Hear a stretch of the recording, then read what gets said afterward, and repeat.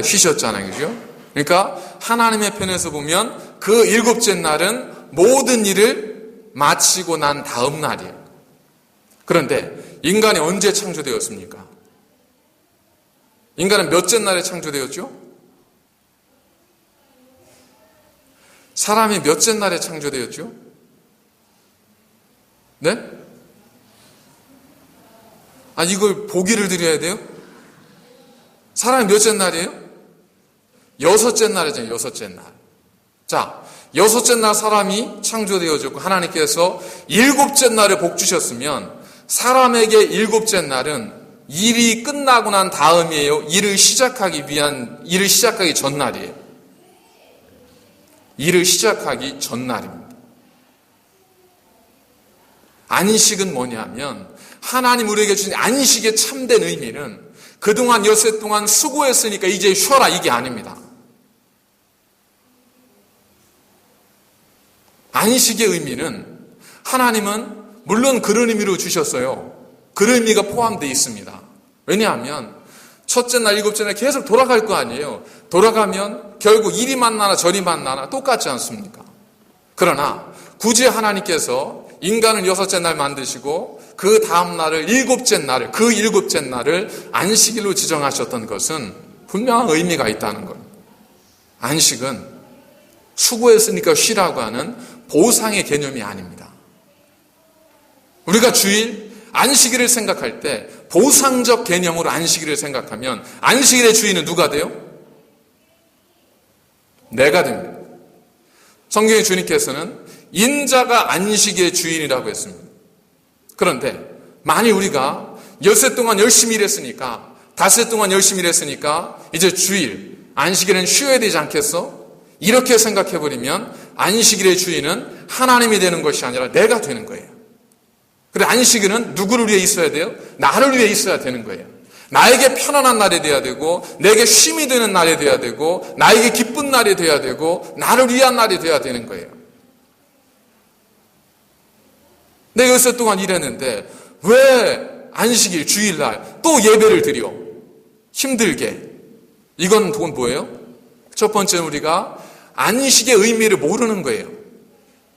두 번째, 그렇기 때문에 우리 스스로 예수님께서 말씀하셨던 인자가 안식일의 주인이라고 한 말씀을 우리 스스로가 부정해버리고 누가 안식일의 주인이 되는 거예요? 내가 안식일의 주인이 되는 겁니다. 물론 이것이 어느 유일하고도 생각할 수 있습니다. 왜냐하면 그렇게 시작했지만 또 끝은 어디로 가요? 안식일에도 끝이 될 수도 있거든요. 그러나 그 의미만큼은 우리가 분명히 기억해야 한다는 겁니다. 만일 우리가 안식을 수고한 것에 대한 보상으로 생각하면 우리가 안식의 주인이 될 수밖에 없지만, 내가 엿새를 살아가기 위해서 하나님께 나에게 주신 거룩한 시간이라고 생각하면 그날은 어떤 날이 돼요? 그날은 나를 살아가도록 하기 위해서 하나님께서 나를 부르셔서 나에게 힘을 주시고 능력을 주시고 지혜를 주시고 우리에게 필요한 모든 것들을 채워주시는 그러한 나를 위한, 물론 하나님께 영광을 돌리지만 그러나 그날은 나에게 재충전의 날이 되고 나에게 정말 새로운 희망과 소망을 얻는 날이 됩니다. 이것은 아침 식사와 저녁 식사를 생각하시면 이해가 쉬울 겁니다. 아침을 왜 드시죠? 안 드신다고 하면 할 수 없지만 아침은 왜 드실까요? 아침은 하루를 살기 위해서 아침을 먹는 거죠. 저녁은 왜 드세요? 힘을 다 썼으니까 드시기도 하고, 또 안 드신다면 할 수 없지만 다이어트를 위해서 안 먹습니다. 그럼 드릴 말씀은 없지만 아침은 뭘 위해서 먹냐면 하루를 살기 위해서 먹어요. 저녁은 뭐 때문에 먹어요? 하루 동안 힘썼기 때문에 그 모든 에너지를 잠깐 보충하기 위해서 이제 우리가 먹는 거죠.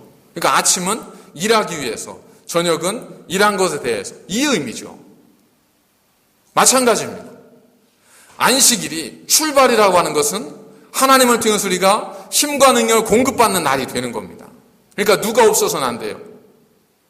하나님이 없어서는 안 돼요. 왜? 하나님이 그 능력과 힘을 주셔야 내가 살 수 있으니까. 그러나 안식을 끝으로 생각하면 거기에는 뭐만 드러나요? 나만 드러나는 거예요. 나를 위해 준비되어 있어야 하고, 나를 위해 편안해야 되고, 나를 위해 모든 것들이 다 맞춰져야 되는 겁니다. 자, 그렇다면 이제 우리는 그 하나님께서 제정하신 안식에 참된 삶을 어떻게 살아왔는가? 우리는 주일을 잘 지킨다고 하며 살아왔습니다. 그러나 우리의 삶 속에 주님께서 주일의 주인이 아니라 내가 주일의 주인이 되어 살아왔던 경우들이 얼마나 많습니까? 나를 위한 주일이었던 경우가 얼마나 많습니까? 주일에 예배하는 것, 기도하는 것 힘든 이유가 뭘까요? 운동과 노동을 생각해 보십시오. 좋아서 하는 운동은 힘들지 않잖아요. 노동은 대부분 좋아서 하기도 하지만 생계를 위해서 하지 않습니까? 그러다 보니까 운동과 노동 다 정신노동도 있지만 대부분 몸과 마음을 쓰지 않습니까? 운동과 노동 대부분 몸을 다 사용을 합니다.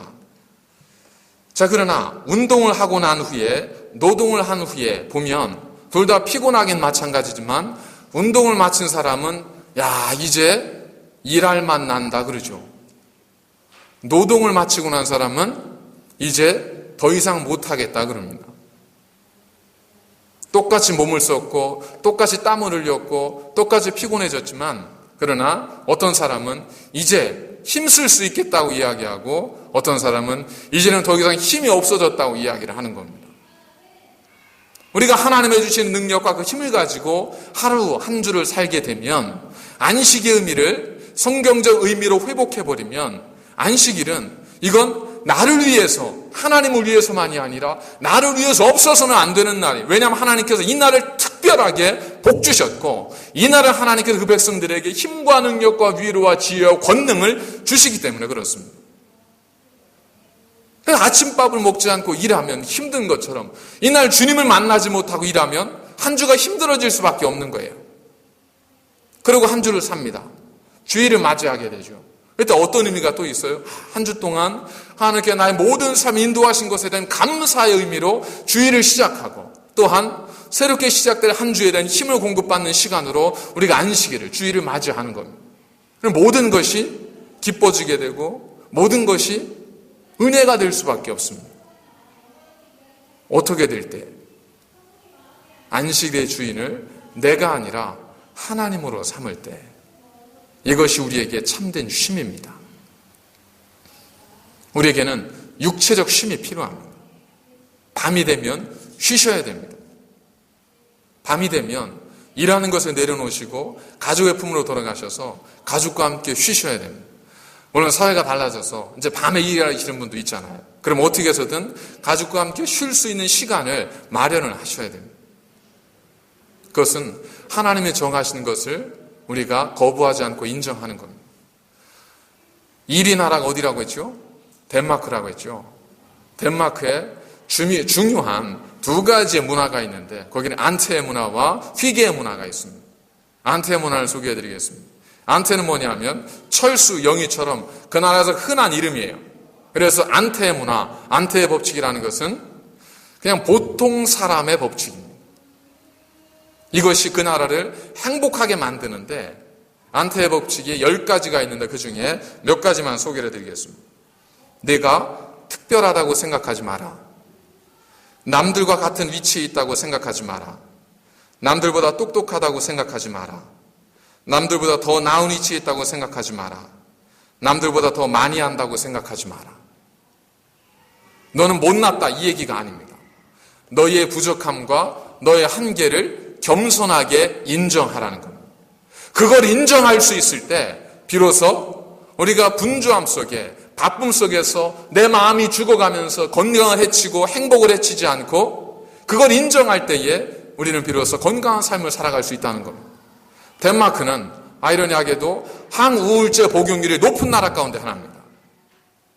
왜 행복한 나라 그럴까요? 거기에는 통계 허수 때문에 그렇습니다. 덴마크 사람들은 자기를 그대로 인정합니다. 그게 문화예요. 아프면 아프다고 하는 거예요. 그런데 저희들은 어떻습니까? 근면하고 성실한 나라의 사람들은 아파도 아프면 안 되는 거예요. 그러니까 자기를 그대로 인정을 하지는 않습니다. 특별히 이런 항우울제 같은 이제 그런 종류의 질병들에 대해서는 어떤 선입견이 있기 때문에 그걸 드러내거나 공개적으로 치료를 잘 하지 않는 거예요. 그러니까 통계에 드러나는 수치가 사실은 왜곡될 수밖에 없는 거죠. 이 덴마크는 그걸 다 받아들이는 거예요. 그걸 다 인정하는 겁니다. 덴마크가 80%가 루터교, 덴마크는 루터교가 국교입니다. 루터교가 개신교 아니에요. 하나님을 인정하는 나라입니다. 그래서 그렇다라고 할 수는 없겠지만 어쨌든 그들의 삶 속에는 겸손한 뭐예요? 낮과 밤을 인정하는 겁니다. 예루살렘과 감람산을 인정하는 거예요. 그러니까 그들에게 뭐가 찾아와요? 쉼이 찾아오고 그 속에서 건강과 행복이 찾아온다는 겁니다. 육체의 건강이 필요한 것처럼 영혼의 건강도 필요합니다. 영혼도 쉼을 누려야 됩니다. 예수님께서 감람산에 가서 뭘 하셨죠? 누가복음 23장에도 보면 예수님 그곳에 가셔서 습관을 따라 가셨습니다. 뭐하러? 기도하셨습니다. 쉼은 아무것도 안 하는 것이 아니라 쉼은 하나님과 교제, 우리가 어떤 무릎을 꿇어야 되고 이런 의미보다 예수님께서는 자기의 재충전의 시간, 자기의 부족함, 연약함을 채우는 것을 무엇으로 삼았냐면 하나님과의 교제를 통해서 자신의 연약함을 채워가셨어요. 하나님을 통해서 부족함을 채워가셨습니다. 이것이 필요하다는 겁니다. 가족과 함께 밤에 즐거운 시간을 보내십시오. 그리고 우리 영혼의 건강을 위해서 하나님과 교제하는 안식을 누리십시오. 하나님께서 복되게 하신 그 일곱째 날을 놓치지 마십시오. 그 일곱째 날을 복되게 하셨다는 거 뭐냐면 그 날을 내가 갖기만 하면 복이 내게 주어진다는 거예요.